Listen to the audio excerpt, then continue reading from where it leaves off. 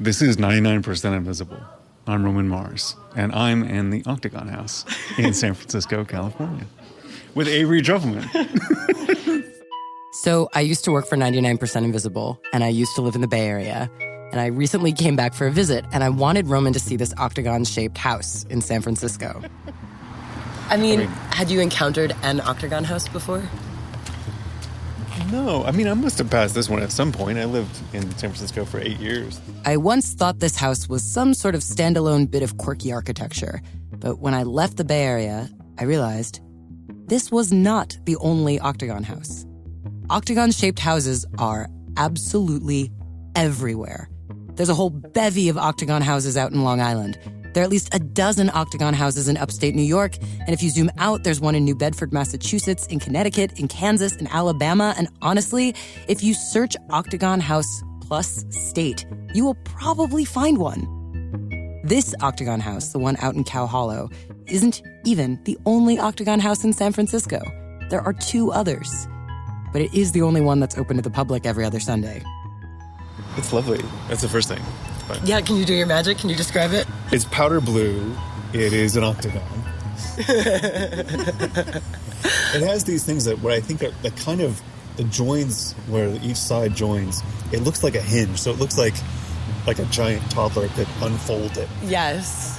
It's very Fisher-Price, is like the vibe. This Octagon House was part of a bona fide trend, an 1850s architectural fad. People believed that octagonal houses would lead to better, healthier, happier lives that were more in touch with the natural world. And so I was like, I've got to see if there's anything to this. I wanted to get into one of these utopian Octagon houses to see what it was all about. All right, well, welcome to the Octagon House.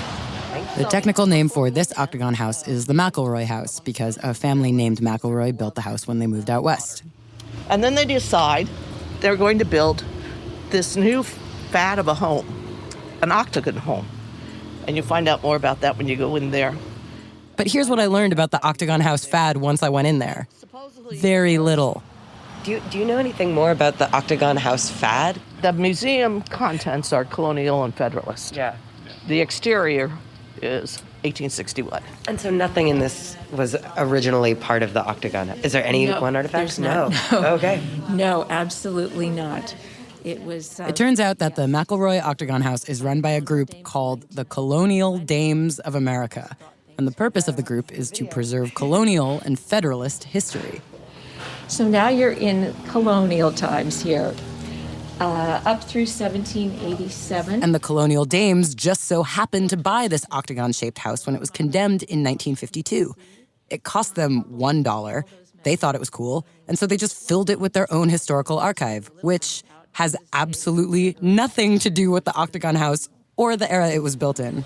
In here is a lot of china from when the Marquis de Lafayette returned to the United States from 1824 to 1825. And so, I'm sorry, not to sound dense, but is the Octagon House considered federalist or colonialist? What is the style? Well, it's neither. The house is neither. The Colonial Dames were so nice and sweet, and I was a jerk on a single-minded quest. So this visit was very frustrating to me because every time I asked about octagons, I was shown an oil painting of George Washington or a collection of old grocery lists and letters that were written by the members of the Continental Congress. We have 55 of the original signatures of 55 of the 56 signers of the Declaration of Independence. We can talk about... But there, among the teacups and the calligraphed signatures and the colonial-era bric-a-brac, the Dames did have a copy of this book called The Octagon House, A Home for All. Because just like foregoing carbohydrates or vampire erotica or throwing out whatever doesn't spark joy, this fad also started with a book written by a man named Orson S. Fowler. This is the book he wrote that popularized octagon houses nationwide. But was he part of a movement, or is he just sort of some random... I think he's somewhat of a movement, and I'm not knowledgeable enough, but we have interesting things here too, we have this fire bucket. When we have the kids here, we do a bucket brigade. Okay, so the Dames were clearly not going to be the ones to explain why there were octagon houses all over the United States or what Orson Fowler's deal was. And honestly, there wasn't a lot out there to explain it. Yeah, it's not often that I get asked to talk about octagon houses, so I was excited to get your request. Irene Cheng is an architectural historian and a professor at California College of the Arts. She wrote her dissertation on the Octagon House fad. But I also think, we can't just write it off as a fad, because what I find really fascinating is that, again, hundreds, if not thousands of people took up his idea and actually tried it out and built octagon houses. And the other reason the American octagonal house fad is hard to write off is because it became the physical embodiment of all sorts of new ideas and new values that were really radical for their time. And many of them were inspired by Orson Fowler's very specific ideology. Orson Fowler was not a builder or an architect. He was able to publish a book on octagon houses because he was a publisher. Fowler's publishing house, Fowler & Wells, actually published Walt Whitman's Leaves of Grass. They had a kind of publishing empire, and they published books on things like how to write, how to do business, how to behave. These were, functionally, early self-help books. There's this obsession starting in the sort of 1840s and really expanding the 50s with self-cultivation, self-understanding. To give you an idea of how new and how huge this was, in 1841, Noah Webster added 67 new words to his dictionary that began with the prefix self. And that's what Fowler really does an amazing job of, is capitalizing on this obsession with self-improvement, self-cultivation. This was connected to a wave of social movements in the 1840s, like temperance and abstinence and abolition of child labor and women's suffrage. There was this desire to remedy the plight of the common man, to improve society by improving individuals, which Fowler was extremely invested in, not only as a publisher, but by his primary trade, the thing he was most well known for. Because Orson Fowler was perhaps America's most famous phrenologist. Phrenology, it's this kind of, comical pseudoscience of being able to read a person's characteristics or personality based on the shape of their head. Phrenologists like Fowler believed that certain lumps on your head corresponded to certain personality traits. Like certain bumps could tell you how cautious or secretive or mirthful you were. And phrenology, which has been completely and entirely disproven, it is important to note, was applied in all kinds of very racist ways. Most American phrenologists that you read, including Fowler, say incredibly racist things about the capacity of African Americans and other non-white groups, about their capacity for improvement and their instinctive and innate traits. Phrenology was used as a pseudoscientific way to explain why women were stupid and people of color were inferior and Jews were evil. And Orson Fowler was actually considered pretty progressive in his time as a feminist and an abolitionist, although it was all from this very paternalistic perspective, like, oh, these poor people and their misshapen heads. So this is all to say, what little I knew about phrenology, I thought it was exclusively the purview of ghoulish race scientists with head-measuring calipers. And that is true. The racist history is very much there. What I was surprised to learn about phrenology was that it was part of this burgeoning world of self-improvement. In its time, it was almost treated like astrology or Enneagram tests. Phrenology was pretty popular. Orson Fowler and his brother had an office in Manhattan, and it was really much more of a showroom/museum called the Phrenological Cabinet, and it became one of the most popular attractions in New York City. It showcased hundreds of phrenological portraits of famous people, so you could giggle and gawk at how unusually large the lumps for secretiveness and destructiveness were on Aaron Burr's skull. And lots of people went there to get their own heads read. You encounter all kinds of writers referring to going to New York, getting a phrenological reading, or ordinary people in their diaries mentioning that they went to a phrenological lecture and got a reading. Employers sought out employees with particular phrenological profiles. Some even requested readings from the Fowlers as a reference. Women came up with hairstyles that would show off their more flattering phrenological features.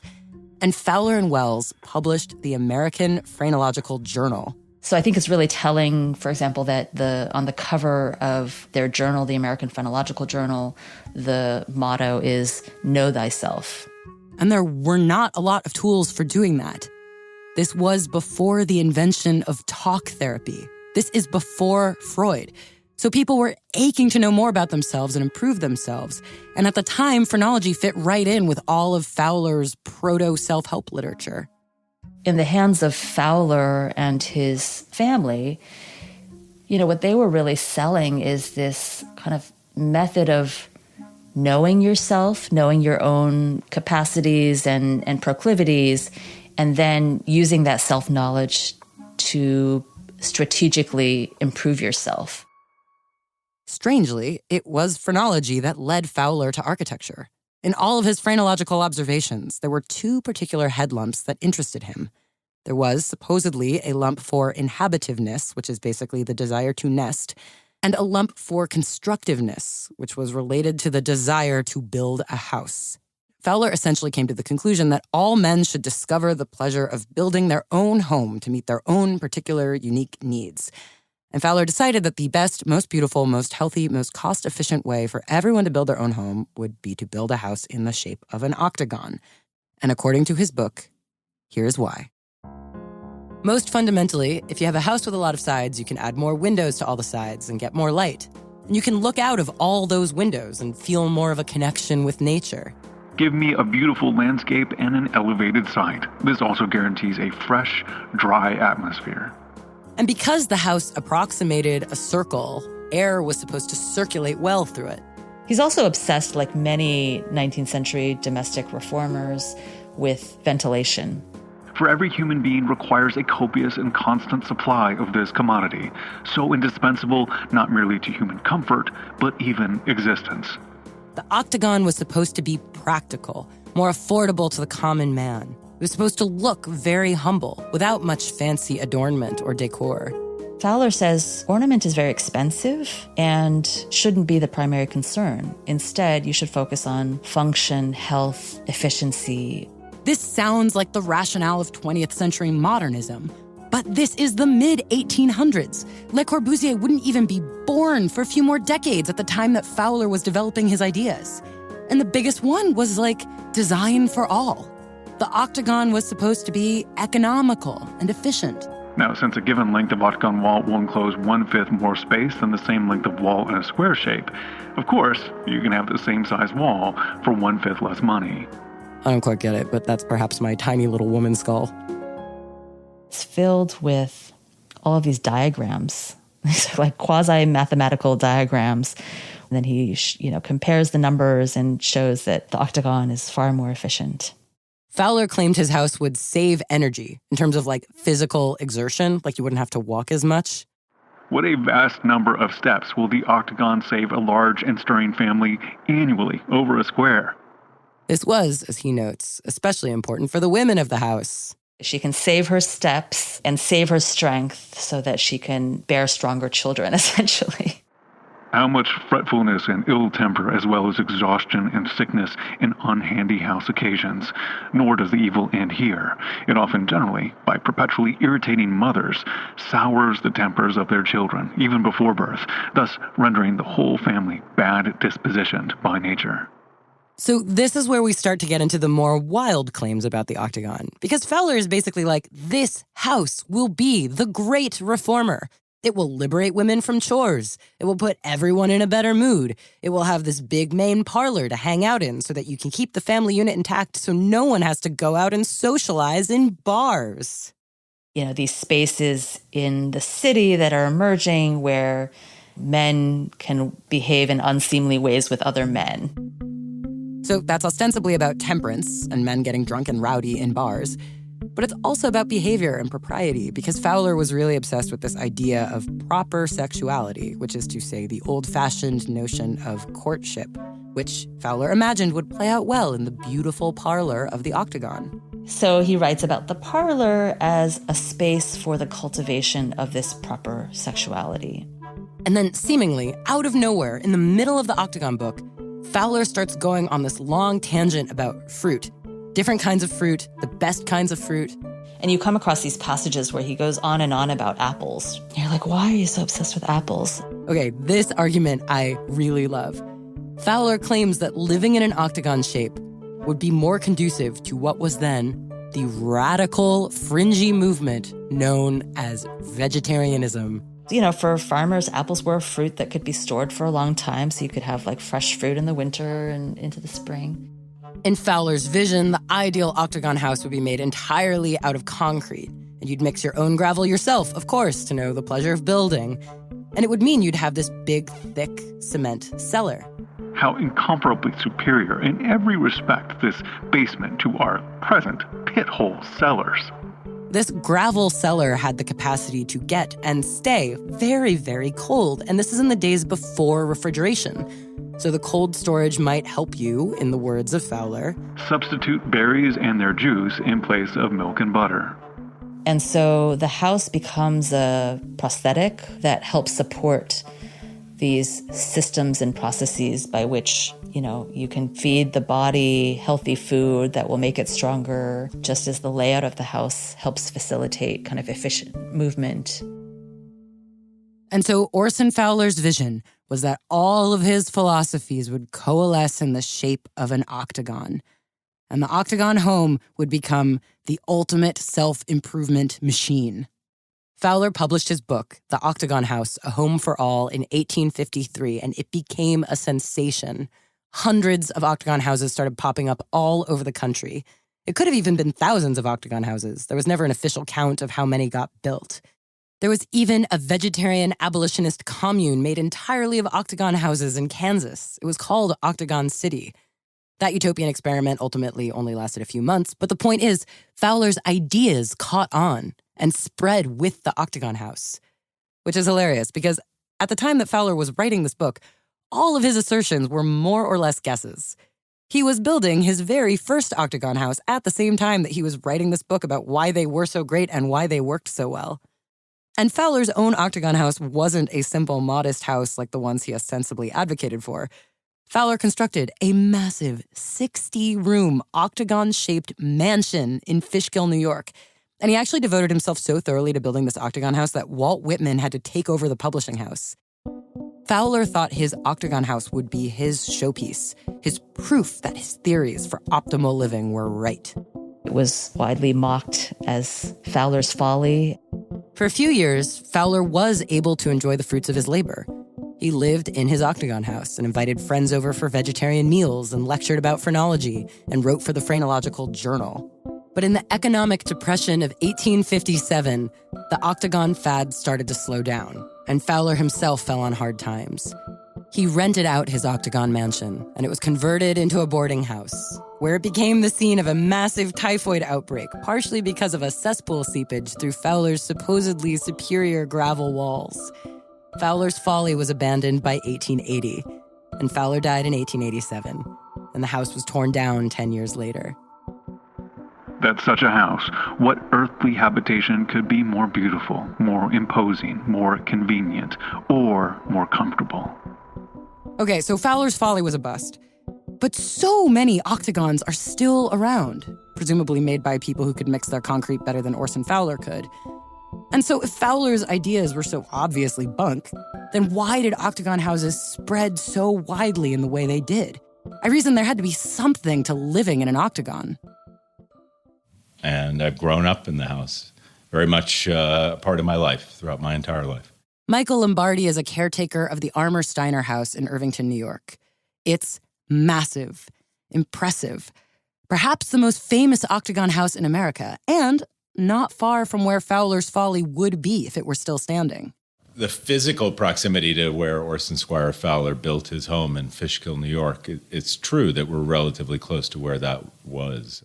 So the Armour Steiner House, I thought, would be my genuine look into what an octagon house is all about, especially because Michael had such a personal connection with the house. My father's Joseph Lombardi. He's the owner of the Armour Steiner Octagon House. I have worked on the house on and off for the past 43 years. So I was like, great, maybe Michael felt some of the benefits that Fowler was touting, like the light and the air and the beauty and the vitality. maybe this house could really speak to what Fowler was getting at. And it turned out, once again, absolutely not. It's funny because it is taking Fowler's original idea and kind of turning it on end in every way. It was almost like Xing out his concept that it's not about less is more. It's not about reductive simplicity. It's not about efficiency. It's about lavish fulfillment. The Armour Steiner house is almost the opposite of a Fowler home. Basically, the house started out as a simple, traditional Fowler house. But then in 1872, Joseph Steiner, a very successful tea merchant who had 76 coffee and tea houses in Manhattan, moved into this house and totally redid it. Joseph Steiner painted the whole thing pink. He added a floor. He topped it with a gigantic dome with portal windows all around it. And most notably, Joseph Steiner just mixed it up with all different forms of ornamentation from across all different eras. Victorian era is just a lavish incorporation of different designs from different periods. In fact, there is an entire Egyptian room. Here we are in the Egyptian Revival Room. Whoa. Decorated in the Egyptian Revival style, as fully realized as it could be. It has a piano that's custom decorated with sphinxes on it. The walls are covered in hieroglyphs. The ceiling is painted with 2,000 stars, which Michael painstakingly repainted himself. To the best of our ability, we've tried in every room to restore everything to exactly the way it was in 1872. It is, admittedly, so cool. But it means there's really no way of knowing how this Octagon House looked when it was originally constructed. If it followed Orson Fowler's floor plan and did all the things that Fowler said it would do. Once again, not unlike the McElroy House and the Colonial Dames, the Armour Steiner House just so happens to be an octagon-shaped vessel for another time period. So maybe Fowler's octagons didn't do much of anything he said they would. Yeah, I think he was kind of overselling both of these things, or using a kind of a salesman platform for both the idea of phrenology and of octagonal houses. I mean, I think there's definitely, a kind of legitimate case to be made that Fowler's Octagon House idea was a kind of snake oil type product. But the thing about snake oil is that Chinese water snake oil just so happens to be an excellent source of omega-3 fatty acids. It's real, look it up. And it turns out that modern octagon houses, because there are modern octagon houses, have a benefit that Fowler couldn't fully anticipate. We believe we are the world leader in these structures. We ship them all over the globe. We've got Deltec homes in all 50 states and I think almost 30 countries. Steve Linton is the president of Deltec Homes, Inc. They make prefabricated homes that they ship all over the country and the world, and they are all iterations of an octagon shape. An octagon house is true in some sense, but a circular or a round home or a panoramic home is often how we describe it. Deltec was not inspired by the theories of Orson Fowler. In fact, Steve had not heard of Orson Fowler until I told him about him. Deltec started out in 1968, and they were inspired by the geodesic dome craze that was happening all around them, because they're not far from where Black Mountain College used to be, which is where Buckminster Fuller used to teach and build domes. And you've got people like Buckminster Fuller, and you've sort of got this hotbed of round home construction here in Western North Carolina specifically. These homes were supposed to increase air circulation and be more cost-efficient to build, with more windows and light. It was all sounding very Fowler-esque. It almost feels like you're living outside because of the way the windows gently wrap around you. And they might have just stayed quirky and Fowler-esque if Deltec hadn't accidentally discovered a huge benefit of their panoramic houses. I wish I could say there was this grand plan back at the beginning to create a hurricane-resistant home, to create a home that could make a difference with climate change, but it was much more of an evolution. People built a Deltec home originally because of the amazing view and how it made them feel. It was as simple as that. And over time, we saw again and again, storm after storm, Deltecs were the ones that were left standing. Houses torn apart, roofs blown away like paper. What could survive 140 miles per hour winds? This house can. It was actually designed to remain intact during a hurricane. Put very simply, high winds whip around a rounded house. They don't press on the big flat sides. And Deltec began to make climate resilience their specialty. Right? One of the big things we're looking at is how can we design a home to withstand 225 mile an hour wind speeds? Of course, Orson Fowler was not anticipating the climate crisis. He wasn't thinking about hurricanes. But before Fowler introduces his Octagon plan, he writes, And what if it is exposed to winter's bleak winds? Are they not bracing and healthy? Yet a plan will soon be proposed which will enable you to defy them, yet enjoy summer's balmy breezes. It turns out a broken clock is indeed right twice. When I walk out the front door, I can't tell which way the wind is blowing unless I walk away from the house. I knew that I had to find a way to see a genuine Fowler home, and that it had to be some small private house, not one that had been turned into a house museum devoted to another era. And so when a friend told me he drove by an Octagon House on the side of the highway in upstate New York, I figured I would just go knock on the door and try to talk to them, to see if their Octagon House really made them live better and more efficiently. And I cannot believe how lucky I was that the people living in the house just so happened to be Bob and Larry. It's a great house, as you'll see from the inside. And I was always the kind of person that would live in a loft or like a converted White Castle or something like that. You know, normal-looking houses kind of bore me. Bob and Larry have lived in their Octagon House for 10 years. It's buttery yellow and a modest 2 stories. The moldings and everything are very simple. And to my extreme delight, Bob and Larry knew all about Orson Fowler's Octagon theory of modern living. They had done nothing to change the structure of the house. It's actually intact from its original building, which they can date because they found an inscription on the wall of their kitchen. And if you look at it, it says Stockport, Columbia County, November 9th day, 1860, a clear, cool day, Lincoln Abraham elected. What? So and this was written on what was the original faux finish on the windows. So we know the house predates 1860. Wow. That's really pretty cool. That's really cool. That's really cool. Bob and Larry's living room/dining room is functionally one massive undivided parlor. And you can see the light stream in from all 8 corners of the house across the course of the day. Their parlor is lush, full of thriving plants and even some bonsai trees that Bob cultivates. Maybe it's barometric pressure, maybe it's light, but we could take a broomstick and stick it in dirt and it'll sprout. I mean, everything grows in here. I don't know what it is, but we rarely lose a plant. Granted, a downside of living in the Octagon is that a lot of Bob and Larry's closets are weirdly shaped and small.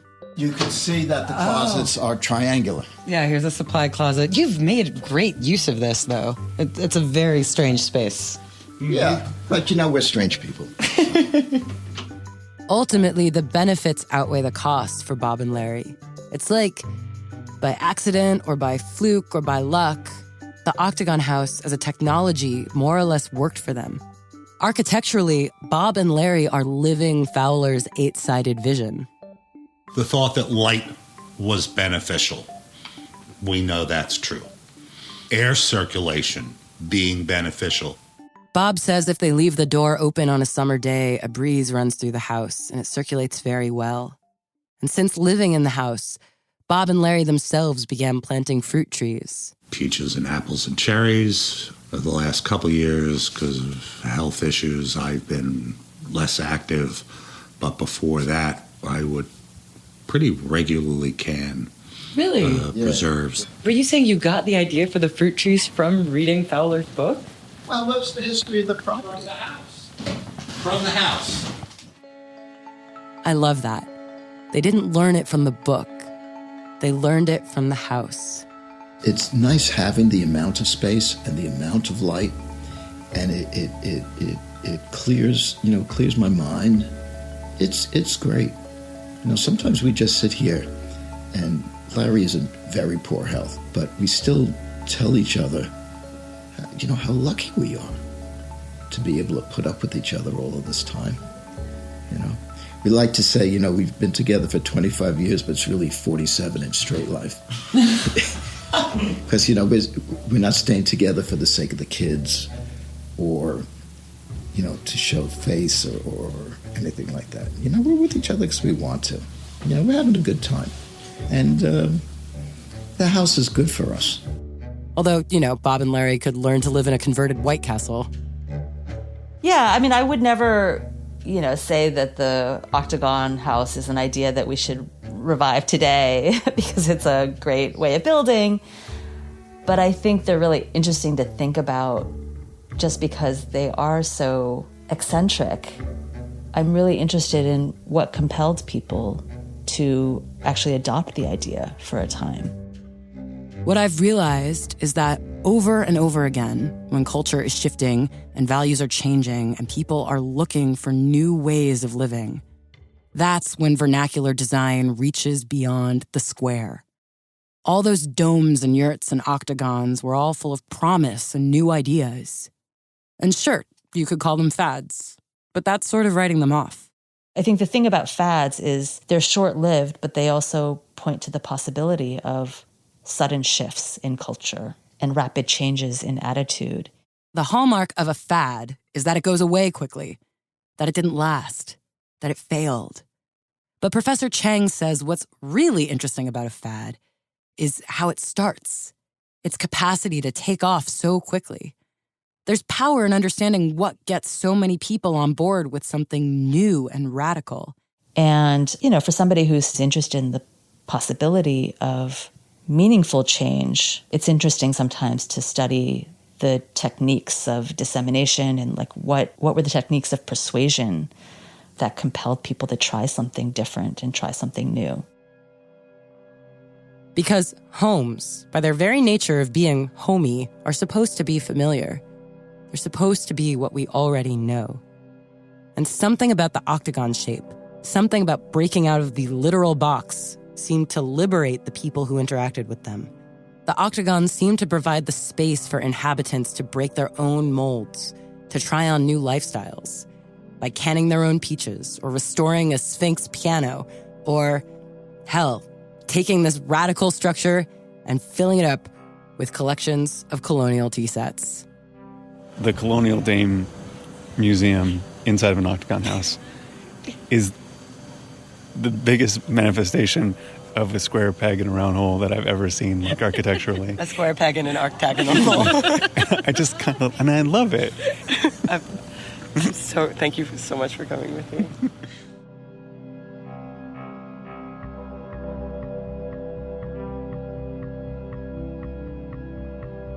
Coming up after the break, Octagon houses don't just have a lot of fresh air and sunlight, they also have a lot of ghosts. Avery tries to convince me after this.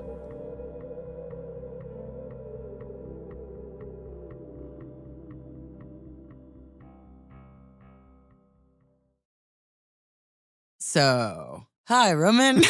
I don't know. Hey, Avery. Are you sold on the idea of living in an Octagon house? I mean, not even remotely, actually. Oh, really? I mean, the light, the air. I think the light and the air and stuff would all be very beautiful. And you met lots of really fun people, and I wish to be included amongst the fun people who would live in an Octagon house. Sure. And so, yes, I guess I'm actually more sold than my cynical first take would tell you. But being inside the one with you in San Francisco was actually quite lovely. I enjoyed it.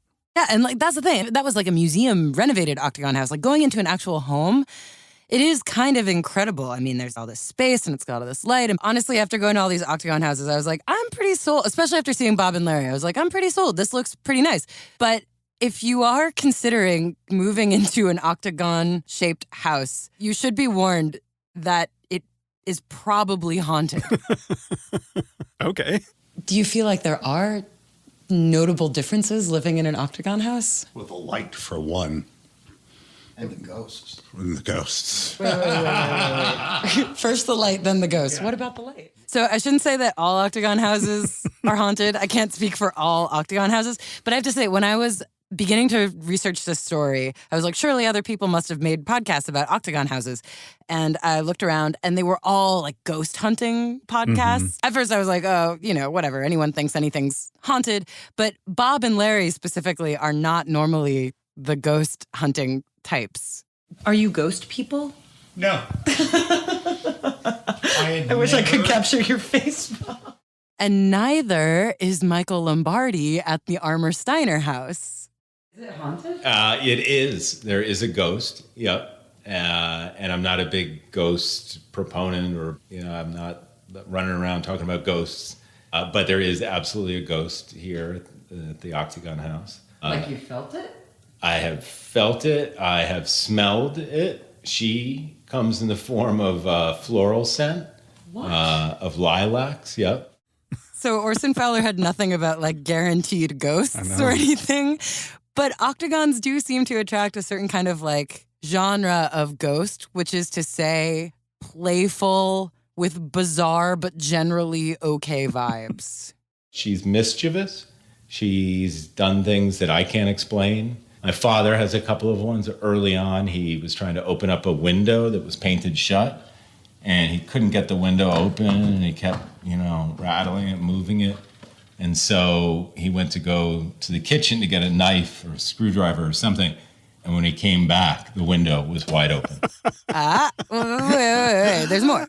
I was giving a tour with about 20 people, and I was telling the ghost story, that she comes in the form of a lilac scent, and she's kind of mischievous. And somebody said, "I smell lilac."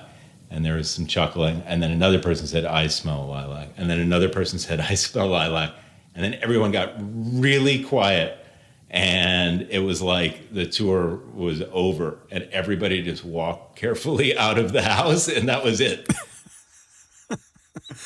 I love it. And then Bob and Larry really have a definitive handle on who their ghost is. They've kept articles from local papers about the haunted Octagon House. And they think their ghost is a member of the original family that built the house. Yeah, that makes sense. The Smith family, it seems we're still living with. The fourth child, the daughter that we know of, is Aunt Rachel, and she shows up every once in a while. How does she appear? Tell her about the... The cocktail party. Yeah. That's probably the best story because we had... so many witnesses. Like 6 people here, and we're sitting, we're drinking, and one of our friends, Luis, who is Colombian, was a very deep voice. And in Colombia, there are spirits everywhere, evidently. He says, "Laddie, have you heard from your ghost lately?" On cue. Footsteps, loud as day, across the ceiling from one side to the other. And everyone looked up. Snapped up, followed the footsteps across the ceiling, and then everyone looked at me and I said, "Does that answer your question?" Oh my God. Bob and Larry hear footsteps a lot, and they said in the night sometimes they feel like a weight on the bed. Like the cat has jumped in bed with them, but the cat's not near the bed.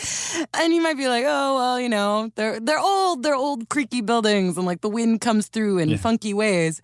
But Larry used to keep a shelf with glassware in his office. And one day when Larry was in the kitchen and Bob was out in the front room, we hear bang, and a martini glass exploded. Exploded. It didn't fall off.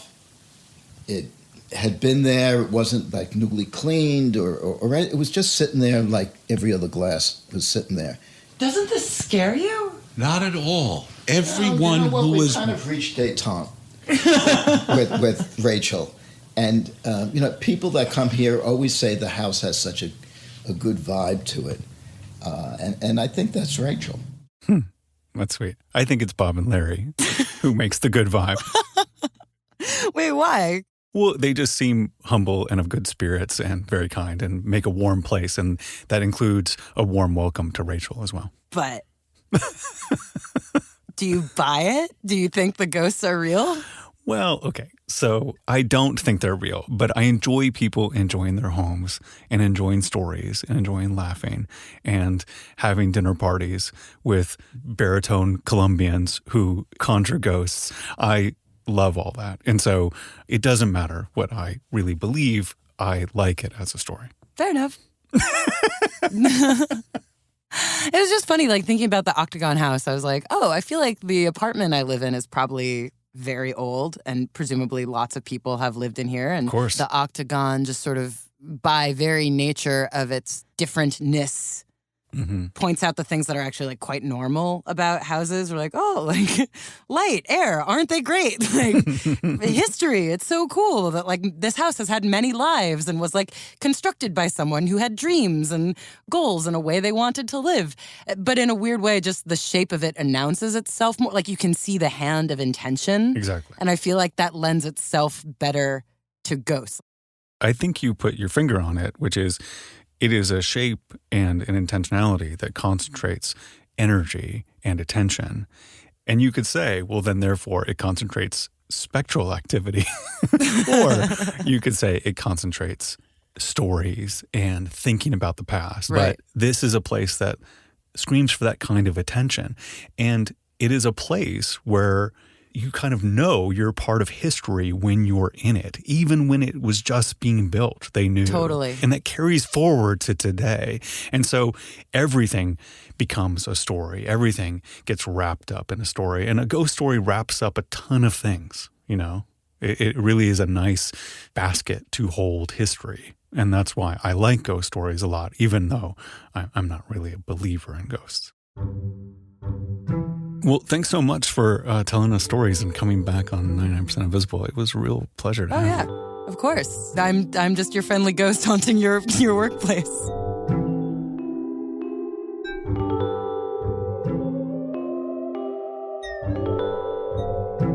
"99% Invisible" was produced this week by Avery Trufelman. It was edited by Delaney Hall. Fact-checking by Sona Avakian. Mix and tech production by Martin Gonzalez. Production assistance by Jacob Maldonado Medina and Sarah Bake. Music by our director of sound, Swan Real. Special thanks to Allison C. Meyer and Rebecca Lewin McCarley, who were so helpful with research for this story. Also thanks to Meredith Hottenott, Drew Haupt, Joy Uson, and most of all, to Zach Fishman. 99% Invisible's executive producer is Delaney Hall. Kurt Kolstead is our digital director. The rest of the team includes Emmett Fitzgerald, Vivian Leigh, Joe Rosenberg, Chris Berube, Christopher Johnson, Lashma Dawn, Jason DeLeon, Sophia Klatzker, and me, Roman Mars. 99% Invisible is part of the Stitcher and SiriusXM podcast family, now headquartered 6 blocks north in the Pandora building in beautiful Uptown, Oakland, California. You can find the show and join discussions about the show on Facebook. You can tweet at me at Roman Mars and the show at 99pi.org. We're on Instagram and Reddit too. You can find links to other Stitcher shows I love, as well as every past episode of 99pi at 99pi.org.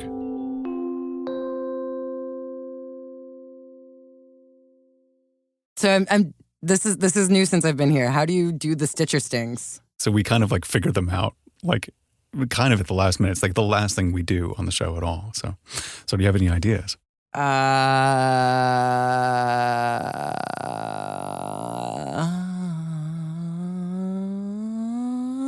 No.